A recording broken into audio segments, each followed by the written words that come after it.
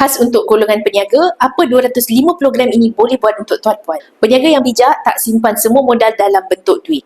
Mereka akan simpan sebahagian dalam bentuk emas 250 gram ini sebagai backup modal paling solid. Tapi kenapa 250 gram? Pertama, ianya kuasa backup modal yang besar. 250 gram ini ibarat tabung kecemasan premium. Apabila sales turun, supplier tiba-tiba minta duit atau mesin kedai rosak, 250 gram ini boleh cair jadi tunai dalam masa beberapa minit sahaja. Yang kedua, elak duit bocor dan burn out modal. Peniaga selalu ada masalah sama, iaitu duit banyak tetapi susut entah ke mana. Dengan 250 gram ini, modal itu terkunci dengan selamat. Tak senang nak belanja benda yang tak perlu.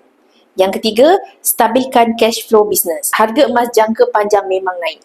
Apabila cash flow selalu goncang, emas 250 gram ini sebagai pagar nilai. Tak kisah inflasi naik atau ringgit jatuh, nilai 250 gram ini tetap kukuh. Keempat, ianya senang diurus dan juga senang cair.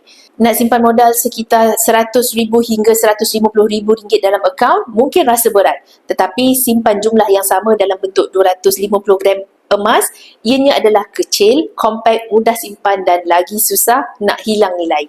Yang kelima, aset serius untuk peniaga serius. Peniaga yang ada 250 gram ini nampak jauh lebih teratur. Sebabnya, mereka ada modal, ada tabung modal, mereka ada aset untuk scaling dan mereka ada pelindung masa ekonomi tak menentu.